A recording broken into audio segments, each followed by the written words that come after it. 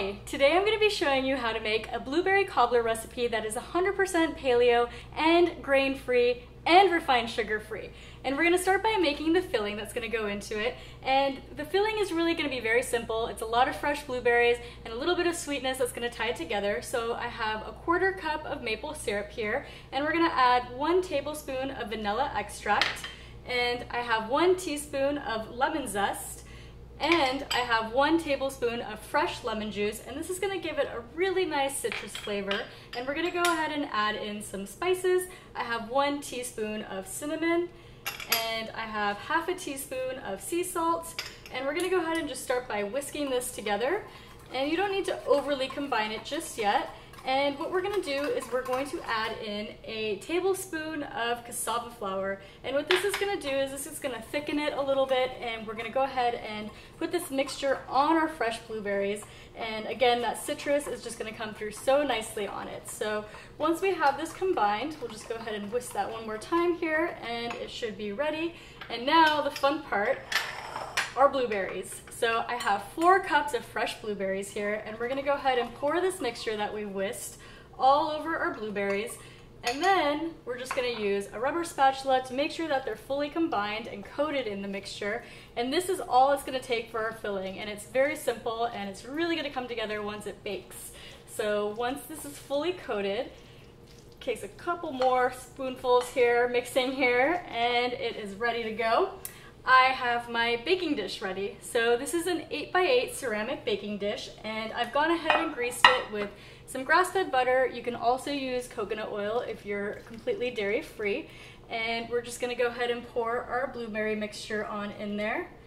And that's all we need to do for this. I'm just going to go ahead and move those blueberries around so that they're spread evenly amongst the pan, and that's it. We're going to go ahead and set that aside, and now we're going to make the crumble that's going to go on top of it.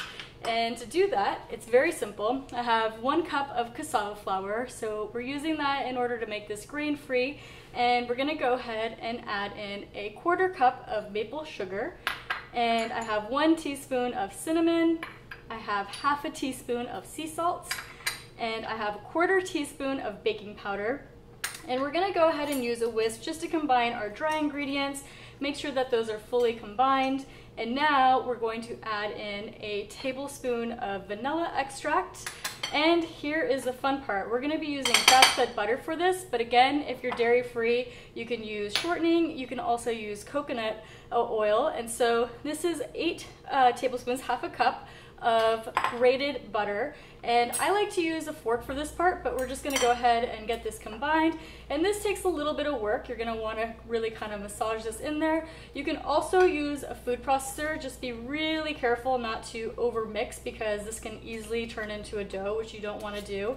And at a certain point, I really like to just use my hands and get it in there and create the crumble for it. So we'll go ahead and get that all mixed in here and get those crumbs formed.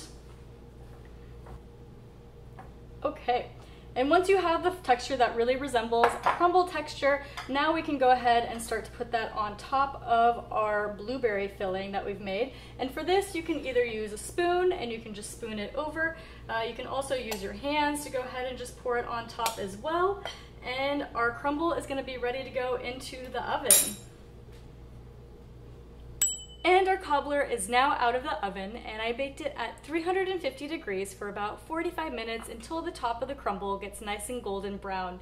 And after that, the recipe just needs to cool for about 10 to 15 minutes, and it's ready to serve. I like to enjoy it with some vanilla ice cream. You can do a dairy-free version if you're dairy-free as well. And that's it. It's a very simple dessert that comes together very easy and is absolutely delicious with all that fresh fruit. So let's go ahead and do a little taste test, make sure it turned out good. So good. The freshness of the blueberries with the crumble on the top with just the right amount of sweetness is absolutely delicious. You can find this recipe on my website. It's thetrailtohealth.com, and you can also find other healthy and delicious recipes in my cookbook, Wandering Palate, which is also available on my website and Amazon as well. I hope you enjoy this recipe.